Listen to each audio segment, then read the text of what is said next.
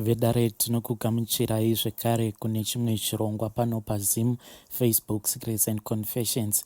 Tadzoka zvekare nemamwe mamessages. Regai tibva tapinda mumamessages atadzoka takakubatirai. Hanzi, makadii mukomanashi, inini ndinewo nyaya yandiinayo. At the same time, ndiri munhu uya wekutoti ari kutsvakawo rubatsiro. So, inini ndiri mukadzi ane makore 24 ekuberekwa, ndakaroorwa zvakanaka, ndine vana vangu vaviri, uye tigere zvedu zvakanaka, inini nemurume wangu. So, dambudziko rangu nderekuti, paya patinenge tati tava kuda kunoita bonde, oro kubva nditange kuziva chinhu chinonzi kuita bonde nemunhurume. Handina zvandinonzwa panguva iya yebonde. Ndiri munhu uya wekuti handitombonzwewo kunakirwa nebonde sezvandinonzwa vamwe vachitaura, oro kana kuti ndikaona mavhidhios aya evanhu vanenge vachiita bonde, ndinokwanisa kutoona kuti vanhu vanenge vari mumavhidhios imomo vanenge vachitonakidzwa nazvo. Asi inini kunakirwa kwangu ndekwekuti ndikarota paya ndichiitwa bonde kuri kuhope, ndinobva ndatonakidzwa zvekutoti ndinotogumbuka kuti nhai ndamukirei, nekuda kwekuti kuhope ikoko ndinenge ndichinakirwa zvisingaiti. Zvese izvi zvinoitika, asi murume wangu haazvizivi, isikireti yangu.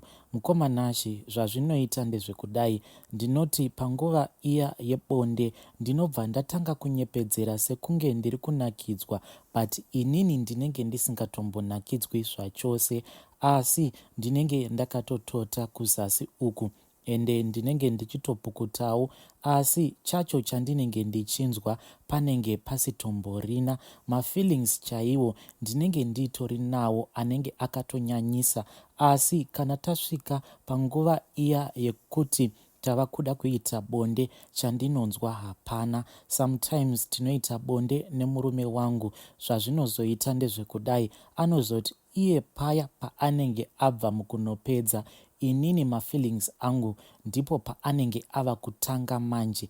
Nekuda kwekuti murume wangu iye paanenge apedza, mafeelings angu ndo paanenge ava kutanga kuuya, ndo zvinozokonzeresa kuti inini ndizogumisidzira ndava kuzvibatsira ndiri ndega, iya yavanoti masturbation.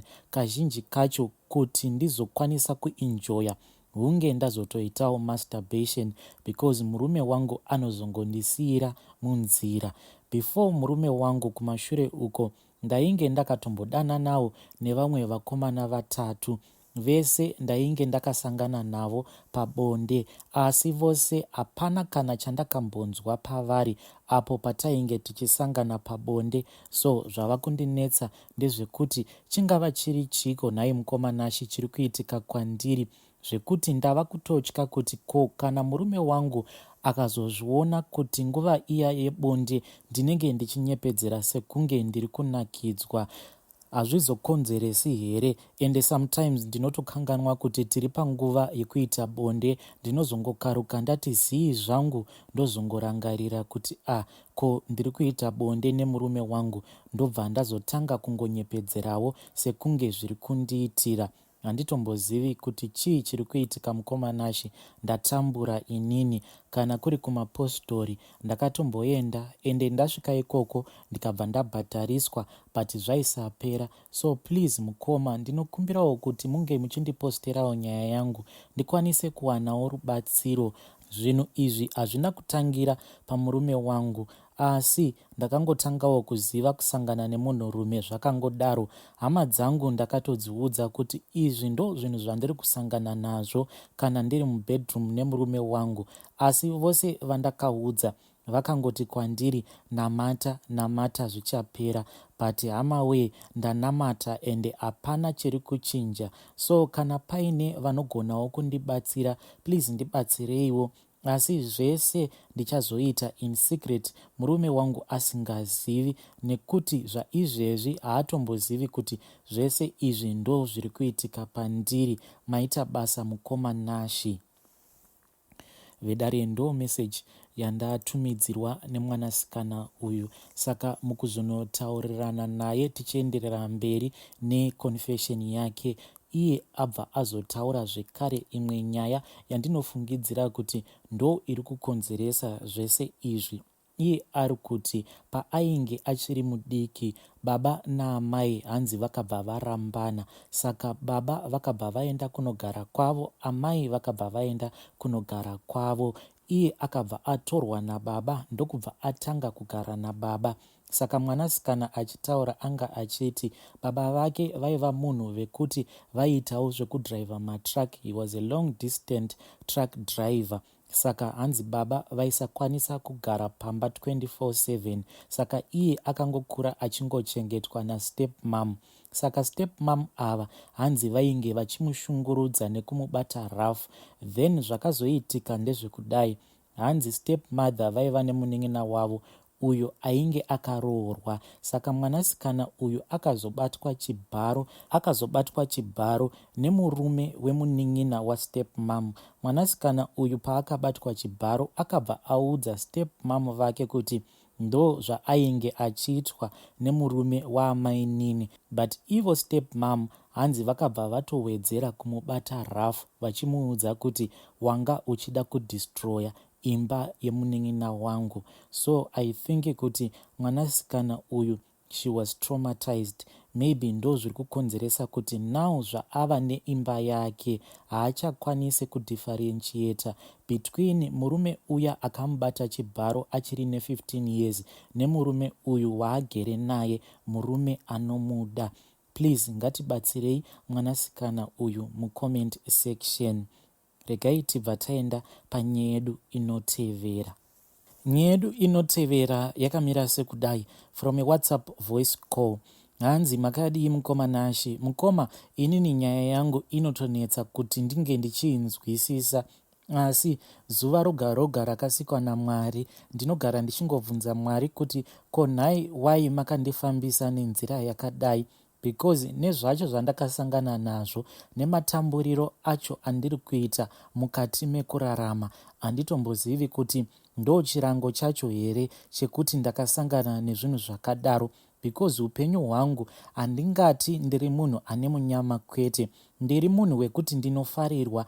Ende chinonyanya kundinetsa ndechekuti vanhu vacho vanonyanyisa kundifarira vazhinji vacho varungu kana kuti maindia. Izvezvi ndiri kushandira vamwe varungu vanobva kuGermany but vari muno muSouth Africa. Mukoma Nashi, varungu ava vanhu vane mari dzavo ende vanondifarira, asi mukundifarira kwavo havandipi zvinhu zvekuti zvinobatika. Ndezviya zvekuti edha anokwanisa kungopinda newe mushopu obva akutengera hembe inodhura, asi kana ukatarisa pei yako yaunenge uchipiwa nehembe yaanenge akutengera, sometimes hembe iyoyo inokwanisa kutokubhadhara 2 times in 1 month. Ndo zvinhu zviri kugara zvichingondishungurudza mukoma Nashi.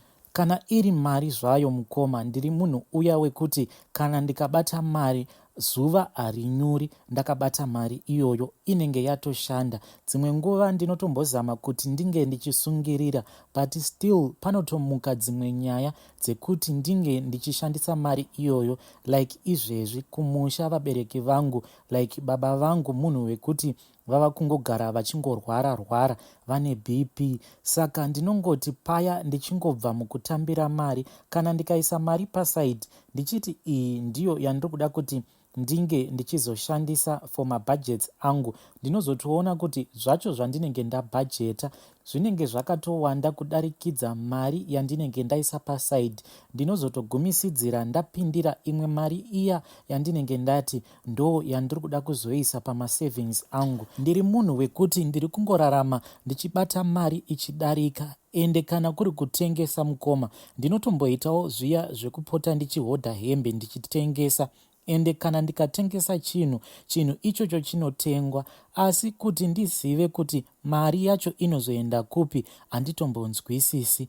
Nyaya yangu mukoma Nashi yakatangira pandainge ndichiri muform 3, apo pandainge ndigere kumusha naamai nababa. Saka pane umwe musi watakati tabva kuhuni inini naamai, takati tasvika pamba ndokubva taona kuti baba vainge vapedza mvura yekunwa mumba. Ndipo amai pavakabva vati kwandiri, iwewe chienda unochera mvura tikwanise kuwana kubika.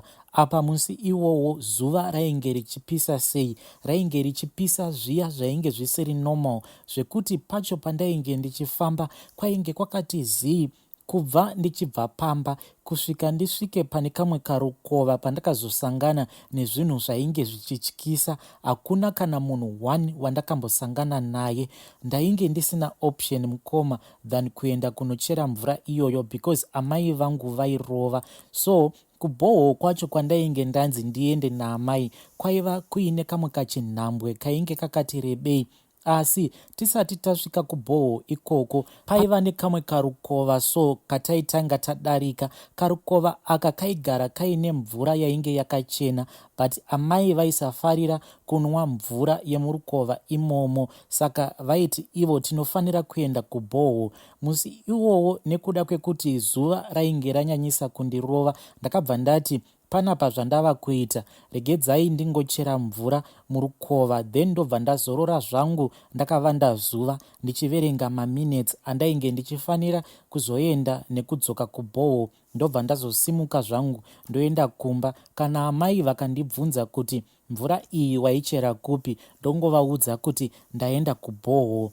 Saka ndakati ndapedza kuchera mvura, ndakati ndichida kunochera mvura mukomanashi, pane zvakaitika zvakandityisa because mvura iya yakabva yatanga yambobvongodzwa. Handizivi kuti chii chakabvongodza mumvura imomo, asi ndakangoenderera mberi nekuchera mvura ndokubva ndamhanya ndichibva parukova paya. Saka padhuze nepakarukova ipapo paiva nerumwe ruvare rwainge rwakavanda, saka ndakabva ndaenda ndikanogara pamusoro peruvare rwuya kuti ndinge ndichimbozorora.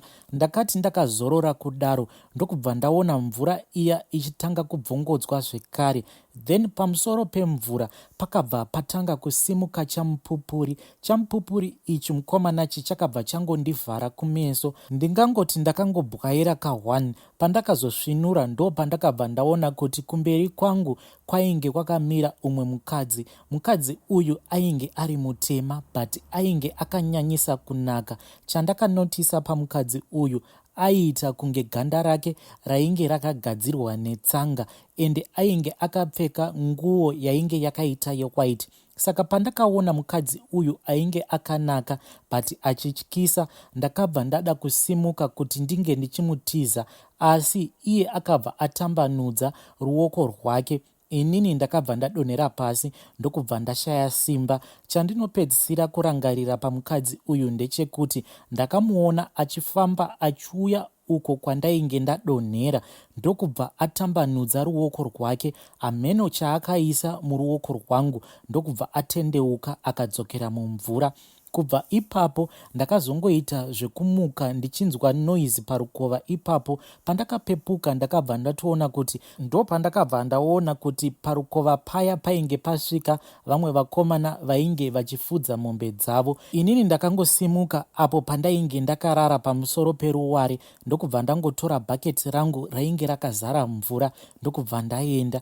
Asi ndichinotarisa mvura yainge iri mubhaketi muya zvakandinetsa nekuda kwekuti chamupupuri icho chainge chasimuka chichibva mumvura chainge chakatombosimudza jecha, ende jecha iroro rainge rakatondirova kumeso. But pandakanotarisa mubhaketi mainge musina kana jecha, mvura iyoyo yainge yakachena. Pandakazosvika kumba amai vakatondirova musi iwowo. Ndo zvakazokonzeresa kuti amai ndisakwanisa kuvaudza because ndakangoti ndichingopinda paruvanze amai vakabva vatanga kundirova because vainge vachiti ndainge ndaita more than 4 hours ndaenda kunochera mvura. Ndakatosvika amai vatoenda kunokumbira mvura panext door kuti vakwanise kubika. Saka kuzondirova kwavakandiita ndakabva ndashaya mukana nesimba rekuti ndinge ndichivaudza zvose zvandainge ndasangana nazvo. Ndakati ndabva mukuona izvo zvandainge ndaona, saka taiva nevamwe vatete vedu. Vatete vedu ava vainge vachigara kukempi yemapurisa, vainge vakaroorwa nemupurisa. I think vakangoita 2 days ndokubva tatoona motikari yavo ivo nemurume wavo vachisvika pamba. Saka vakangosvika pamba ndokubva vatotanga kutaura naamai nababa vangu vachiti vainge vanzwa kwainge kuchidiwa musikana webasa. Vakabva vati munhu wacho ainge achida musikana webasa ainge ari munhu aigarawo mukempu imomo. Saka vainge vaona kuti mukana iwowo unofanira kuuya kwandiri, vachiti munhu iyeye anobhadhara zvisingaiti. Asi chakandinetsa mukomanashi, vatete havana kumbogara vaburuka mumotikari. Murume wavatete ndiye akaburuka mumotikari but haana kupinda mumba. Vakabva vangoisirwa zvituro panze ndokubva vataura. Vachitaura kudaro, amai vakabva vatoti kwandiri, iwewe chirongedza secheo yako. Ende amai vakabva vatanga kuudza vatete zviya zvainge zvaitika 2 days before, zvekuti vainge vandituma kuti ndiende kunochera mvura, asi ndakabva ndaita more than 4 hours ndisati ndadzoka kunochera mvura. Saka amai vainge vachifungidzira kuti zvimwe kuda ndainge ndava nemukomana wangu wandainge ndava kudanana naye. Saka vakabva vati enda unorongedza bhegi rako. Ndakangorongedza bhegi nekutopinda mumotikari yavatete ndokubva tatodzokera uko kwainge kuchigara tete nemurume wavo. Ndingangoti ndakagara natete for almost 1 year. Then kubva ipapo vatete nemurume wavo vakabva vatoenda kuUK. Asi pane zvimwe zvinhu zvakaitika mukomanashi nanhasi, zvinhu zvekuti zvinogara zvichingondinetsa mupfungwa. Izvezvi vatete nevana vavo nemurume wavo ameno kuti vakasoenda kuUK rini, asi vakatanga kuita process iyoyo mushure mekunge ndagara navo. I think it was 5 to 6 months before vasati vatanga kuita process yavo iyoyo yekuenda kuUK. Murume wavatete zvaaiwanzokuita ndezvekuti aiva nemotikari yake. Saka nguva zhinji aiti kana ari pamaofu aibva anditora inini navatete tobva taenda kunotengesa zvinhu zviya zvekuti tinenge tichitengesa zvinhu takavhura boot remotikari. Asi chaindinetsa ndechekuti ivo vaingoisa inini pamberi pane zvose zvavainge vachiita. Semwana ndaingozviudzawo kuti vatete vangu vanondida, but now ndava kuona kuti no, pane zvimwe zvavainge vachindiita. Like ndaiti kana ndiri ini ndinenge ndichitengesa, sometimes zvinhu zvose zvatinenge tabuda nazvo tichiti tiri kunotengesa zvaikwanisa kutopera, asi ivo vatete vaisandipa kana sent. But mari yacho yatinenge tatengesa nguva zhinji vaikwanisa kuti enda zvako unorara nayo mumba mako wozondipa mangwana. Zvinhuwo zvandaingoti maybe vatete vanondivimba, but now I can see kuti hazvisiri normal, cause vaizoti mangwana acho makuseni vaibva vandinokera muspare umo mandainge ndichirara neumwe mwana wavo musikana. Vaitaimira ndisati ndatombomuka, vaibva vandimutsa vobva vanditi ndipe mari yangu iya yandakakupa nezuro. Asi vaiti ndisati ndavapa mari vaiti usaiverenga zvako, chingondipa yakadaro, haumbofi wakandibira iwe mwana wehanzvadzi yangu. Saka ndaingotora mari iya pandinenge ndaiviga ndobva ndangoisvitsa kuna vatete. Now I can see kuti vatete pose pavaiti ndipe mari yangu vaizviita zvinhu izvi zuva risati rabuda, kuchiri kwakasviba, ndo pavaiti ndipe mari iya yangu yandakubatisa. Saka vakazoti vava kutanga kufambira mapapers avo ekuti vange vachienda kuUK ikoko kwavakazoenda. Still vaingoisa inini pamberi. I still remember the very first day ameno kuti ainge ari maforms awo ainge anzi ainge akatumidzirwa ariko kuembasi ikoko. Saka ivo murume wavatete vakabva vasarudza kuti vange vachiuya kuzonditora kumba, because at that time vainge vachishandira out of Harare, but vakatanga vauya kuzonditora kumba ndokubva tabuda tiri 2. Ende vakati vapinda muembasi vapiwa mapapers, ende vakati vapiwa mapapers iwawo vakangobuda nawo, ende envelope racho rainge richitori rakasiliwa. Vakazotonovhura bepa iro, envelope iroro rainge richiri rakatovharwa risina kuvhurwa. Vakazoti tava kumba hwava usiku, vana vese varara, ndo pavakazondidedza. Ende musi iwowo ndo pandakatanga kunzwa tete nemurume wavo vachiita zvekundidedza zviya sekunge vanondiremekedza nemutupo wangu. Sometimes vaikwanisa kutaura rimwe zita vachiti zita iroro hanzi rainge riri revamwe gogo vapi kudii vandisinganyatsozivi. Hanzi gogo ivavo ndo vakabereka vana baba ndo zita ravainge vava kundidedza naro vasati vaenda kuUK. Saka vakabuditsa mapapers aya ndokubva vandipa inini, vaita zvekundiudzira kuti fila chakati saina pakati. Chinondinetsa ndechekuti inini ndaitovawo munhu wekuti kana ndikazvitarisa ndainge ndichangopindawo muform 4, but like bangukuru vaiva munhu ainge akadzidza. Pane patakazomboenda kuCabs, nanhasi akaunti iyoyo kana ichiriko. I still remember kuti ndini ndakatovasainira paakaunti yavo iyoyo yekuCabs, because musi iwowo pavakanditora vachiti vari kuda kunovhura akaunti vakabva vaita like munhu asingagoni kunyora pavainge vachivhurirwa akaunti. Saka Taylor ainge achivabatsira ainge ava kuti inini ndinge ndichinyora zvose zvainge zvichifanira kunyorwa pamaforms. Mukomanashi ndo upenyu hwandakararamiswa paalmost 1.5 year yandakagara navatete nemurume wavo. After zvinhu zvose zvabuda, mapassports avo zvichinzi vainge vava padhuze nekuti kuzouya mavhisa nei. I remember kuti kune kwatakazomboenda kukuwadzana uko kwaiva neimwe n'anga, but takaenda huri husiku. Chakandinetsa ndechekuti zvinhu zvose izvozvo zvakaitirwa mudining, like kushandirwa kwacho kwavainge vachiitwa, but vachishandirwa kudaro ivo vatete murume wavo nevana vavo havana kana chimwe zvacho chavakabatiswa patainge tiri kun'anga yavo iyoyo. Inini ndini ndainge ndakaiswa pamberi, ende ndinogara ndichingozvibvunza kuti why vabereki vangu ndisina kana kumbogara ndakavaudza zvose zvandakaitiswa navatete nemurume wavo. Saka takati takapfugamiswa tiri mudining kudaro, tainge tisina kupfugama takati umwe pasaidi, but tainge takaita like bande. So nyanga iya nemukadzi wayo ndo vainge vakamira kumberi kwedu, then inini ndainge ndiri kumberi ndakabatiswa mapassport nemamwe maforms acho ainge anzi anofanira kunodzoserwa kuembassy. Then vatete vainge vakabata sketi yangu but nemuchiuno. Murume wavatete nayewo ainge akabata blouse ravatete muchiuno, zvichingoenda zvakadaro kunosvika kulast born yavo. Handizivi kuti zvose izvi zvainge zvichiitirwei. Maybewo handina kukwanisa kuwana simba, because panguva yacho ndainge ndatotransferwa ndichibviswa kumusha. Now ndainge ndava kudzidza mutown.